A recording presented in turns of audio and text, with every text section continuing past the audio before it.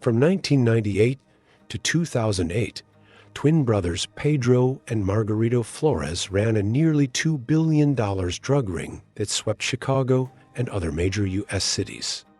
After being caught in 2008, the twins became informants, giving information on an even bigger criminal, El Chapo, the head of the Sinaloa Cartel, one of the most powerful drug trafficking organizations in the world. State prosecutors portrayed them as some of the most valuable informants in history. This is the story of the twin brothers who took down El Chapo and the wild life they lived. Twin brothers Pedro and Margarito Flores were born in 1981 in the little village section of Chicago, Illinois. The twins were just 8 years old when their father, Margarito Sr., started taking the twin brothers on car rides to Mexico. It was mostly business for his father, a hard-scrapping immigrant making ends meet by hauling drugs across the border. As their father drove through the countryside with loads of narcotics hidden in false gas tanks or secreted in a flatbed truck, he'd tell the twins facts about each state, its people, and what they were known to produce. Those journeys in the twins' early years were just the beginning of an extraordinary life story for them. Their father taught them early on how to be drug dealers. Soon, they would take over Chicago and the rest of America. In March 1981, Margarito Flores Sr. was caught selling 11 pounds of heroin to an undercover federal agent in front of the family home in Little Village. He asked agents not to handcuff him in front of his pregnant wife because he was afraid she would miscarry. 3 months later, with their father in jail, the twins were born. The twins remember the family struggling to make ends meet, with 7 children, especially as their father served out his 10-year prison sentence. The family was living off government aid, food stamps, and government cheese. It was after their father was released from prison in 1988 that the family's focus on the drug trade began. The twins said one of the first loads they can remember was helping to bring back 200 pounds of marijuana from Mexico, which was estimated at $100,000. The family was back to where they needed to be. The twins were just 12 when they started being introduced into the gang life through their brother, Armando, who was in his 20s and already a kingpin in the Latin Kings. With their dad largely absent while living in Mexico, Armando bought the home on South Homan and fixed it up, turning the ground floor into a 2-bedroom apartment for the twins, who were becoming teenagers. In their father's absence, the twins lived by their older brother, Armando's rules. They didn't go out and drink or smoke on the corners with the young gangbangers their age. They were expected to iron their clothes and go to school and learn. Like their father, Armando tried to shield the twins from the Latin Kings, even when he was regularly hosting gang meetings at the home. When the gang members would leave, Armando would tell the twins, "Don't ever be like them." As they grew older, the community started changing. The families started getting more recognition for being connected to cartels. Up and down Homan Avenue, their cars were the only ones parked on the block. The neighborhood noticed nobody in the Flores family ever had a job, so where is all this money coming from? By the time they were in high school, the twins had launched their own drug enterprise, in part by picking up some of Armando's customers after he went to prison for a federal drug conviction. The twins were now the men of the house, and they had to prove it. The twins perfected the drug business beyond their father's expectation. The close-knit brothers were smart, kept their heads down, and backed each other up. They stayed away from the day-to-day violence of Chicago's gang-infested streets, steering mostly clear of law enforcement as they rose from Little Village to the hills of Sinaloa, where they eventually had sit-downs with some of the most powerful and feared drug kingpins in the world. The twins were plugged directly into El Chapo's supply operation that moved tons of narcotics out of South America via 747s, submarines, and speedboats into Mexico before putting the loads on freight trains or semi-trailers for the journey into the U.S. In 2004, in the wake of a federal investigation into their drug trafficking in Milwaukee, the twins moved their operation to Mexico. They set up an elaborate network that would allow them to sell cocaine in the U.S. from Mexico, according to the testimony. This network included 3 groups: cocaine and heroin suppliers in Mexico, a U.S. crew, and about 30 wholesale customers across 8 American cities: Chicago, New York, Washington, D.C., Philadelphia, Cincinnati, Columbus, Detroit, and Los Angeles. Between 2006 and 2008, what the Flores brothers considered peak distribution, the pair facilitated the transport and sale of approximately 3,300 to 4,400 pounds of cocaine every month. While wholesale value varies based on numerous factors including the location of the shipment, a kilogram, or about 2.2 pounds, in Chicago could easily run $30,000, according to their testimony. That's $60 million worth of cocaine each month. Prior to late 2007, the Flores twins moved almost all of their drugs in semi-trucks and trailers with trap compartments, also known as trap spots. After that, Pedro and Margarito started working with a man named Alfredo, who claimed to be a lifelong friend of El Chapo, even godfather to his son. On behalf of the cartel leader, Alfredo helped them transport cocaine from Colombia to Mexico in airplanes, submarines, and trains.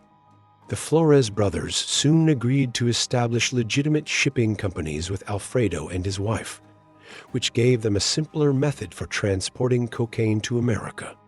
The brothers didn't want to run the businesses, but they invested $600,000 in startup money and agreed to pay $1,000 for every kilogram moved by train. Once the cocaine arrived, the twins maintained several warehouse and stash houses in Chicago and other cities. There, the crews unloaded shipments of drugs for customers, and they counted and packaged the profits of those sales. All of the money went back to suppliers in Mexico. Also, for a 3% to 7% fee, Alfredo's wife shipped cash profits from one location to another using both planes and cars. The shipments ranged from $100,000 to several million, according to the twins. Alfredo also gave the brothers access to cocaine transported in 747s and submarines by El Chapo and other members of the Sinaloa Cartel. The twins also fell in love. Ironically, both women whose fathers were Chicago cops. Pedro married Viviana Lopez, and Margarito married Valerie Gayton. But Valerie had a past. She dated drug dealers before, one specifically, a Latin king leader who was known as Cato. Cato, real name Rudy Rangel, was married to Valerie and grew up with the Flores twins.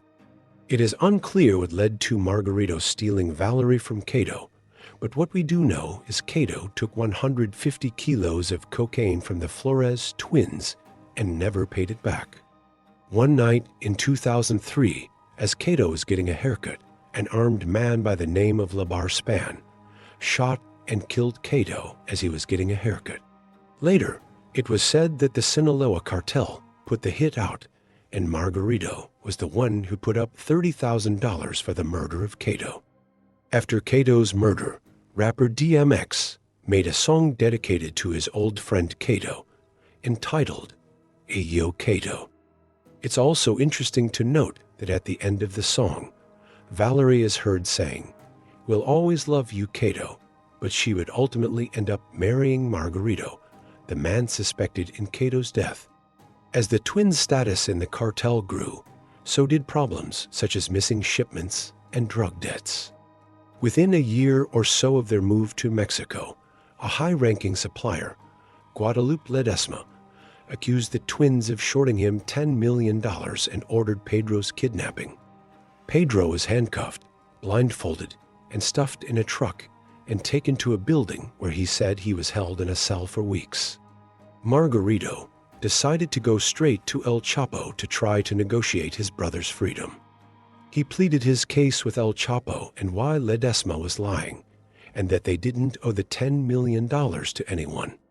Margarito stated that El Chapo told him, "You know I could just kill you both and go about my day, right?" Margarito answered by saying, "Yes, sir, but that's why I'm here. I wouldn't come up here and waste your time with a lie. I'm a man of my word." Margarito said El Chapo ordered him to get a tape recorder and secretly record Ledesma talking about the situation. Margarito did what he was told, surviving a harrowing meeting with guns pointed at his head. When he took the recording back to Chapo, the cartel boss began muttering, "Oh, Lupe, what did you do? You lied to me."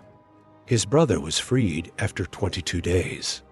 Though the twins had said they held no grudges, Ledesma was soon killed on El Chapo's orders.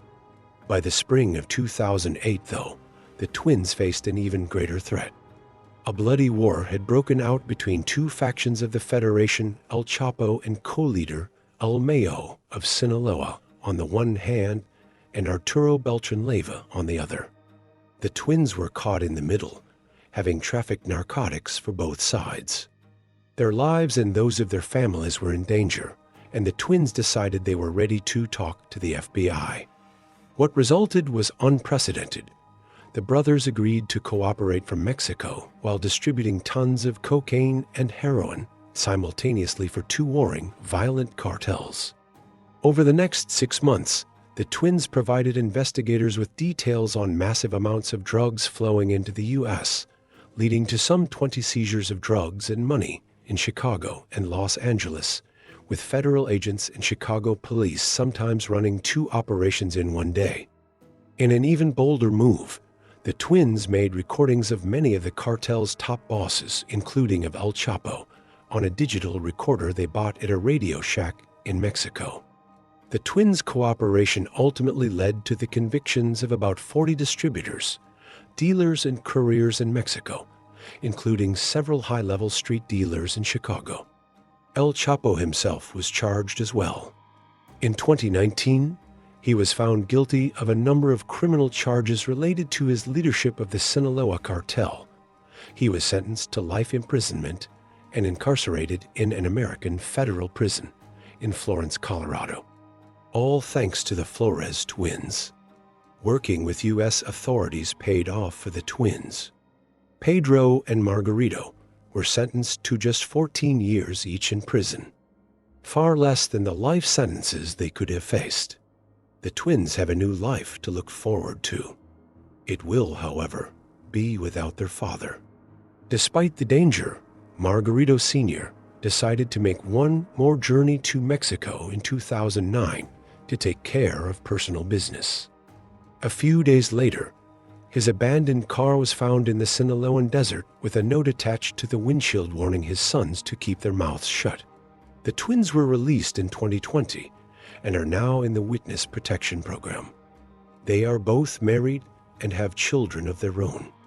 They might be free, but never safe. As long as the Sinaloa Cartel is in power and El Chapo is alive, the Flores family will always have to watch their backs.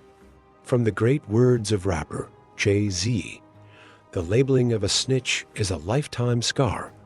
You'll always be in jail, just minus the bars. If you enjoyed this video, please leave a like and don't forget to subscribe to the Health Wealth Diary.